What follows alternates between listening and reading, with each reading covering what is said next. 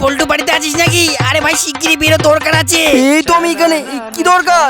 আরে ভাই তুই বাড়িতে, আর ওদিকে পুরো দুনিয়া উলটপালট হয়ে গেছে। তুই এমন করে কথা বলছিস কেন? সকালে মালটাল খেয়েছিস নাকি? আরে না ভাই, আরে কি হয়েছে তুই জানিস? না জানি না। কি হয়েছে? কি আর হবে, আমরা মনে হয় আজকের থেকে আর পানু ফানু দেখতে পারবো না। কেন কেন? ওয়েবসাইট কি বন্ধ করে দিল নাকি? আরে ওয়েবসাইট বন্ধ করেনি, রিচার্জের দাম বাড়িয়ে দিয়েছে। গান মেরেছি আবার। কত টাকা বাড়িয়েছে? আরে ভাই যা প্ল্যান ছিল তাই আছে, শুধু 100 টাকা করে অ্যাড করেছে। যাও বা মার কাছ থেকে রিচার্জ করার টাকা নিতাম, এখন টাকা চেলে তো বাড়া উল্টে গেলাবে। আরে ভাই এই সব নষ্টের গোড়া জিও। চ ভাই মুকেশ আম্বানির বাড়ির সামনে গিয়ে ধর্ণা দি।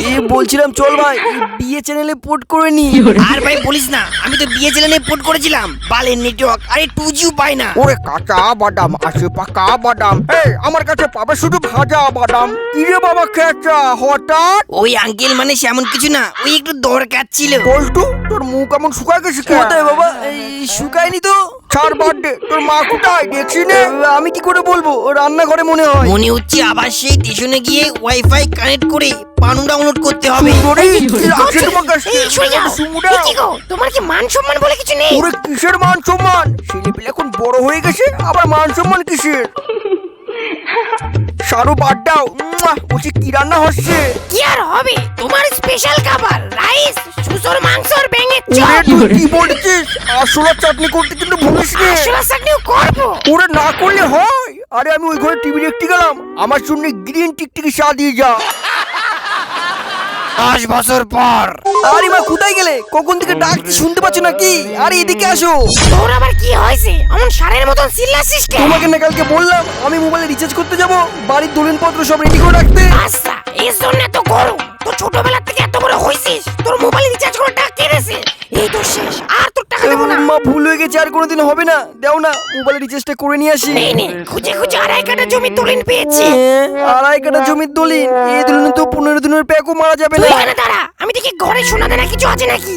কি রে ভাই, তোর এখনো হয়নি? আমাকে বাড়া নিচে দাঁড় করিয়ে আসলি, বলে 2 মিনিটে আসি, বাড়া 5 মিনিট হয়ে গেল আমি দাঁড়িয়ে আছি। আরে ভাই হয়ে গেছে, ওই মা সোনা দানা খুঁজতে গেছে। তাহলে ভাই ফাইনালি ক মাসের প্যাক মারবি, আর কি কি নিয়ে যাচ্ছি? আর বলিস না, মা 2.5 কাঠা জমির দলিল দিয়েছে। আরে ওটাই 500 বিটিটাও হবে নাকি? মা ওর জন্য সোনা খুঁজতে গেল। আর বলিস না, বাবা শুয়েছিল, টুক করে একটা কিডনি বাগিয়ে নিয়েছি। আমার বাবা কোথায় গেল? আশেপাশে তো দেখছি না। আরে ভাই চিল, আরে কিডনিটা দিয়ে প্রথমে 3 মাসের 1.5 GB রিচার্জটা তো মেরে নিয়ে আসি, তারপরে না আরেকটা কিডনি বাগিয়ে নিয়ে যাবে। কিরে আরে সকাল সকাল? আরে বাবা দেখো না, মা 2.5 কাঠা জমির দলিল দিয়েছে, ওটাতে ক মাসের রিচার্জ হবে। ওরে এনে গাড়ির চাবি এটা বিক্রি করে তোর মোবাইলে আমার মোবাইলে 2 মোবাইলে প্যাক করে নিয়ে আসবি। সারা অনেকদিন দেখা হয়নি, আজকে রাত্রে তো শান্তি করে ডেকে নেবো। এই বাবা তুমি কি দেখার কথা বলছো? কোথায়? আরে না না কোটা কিছু না। সারা ঘর খুঁজে একটা সোনার টুকরো খুঁজে পেলাম না।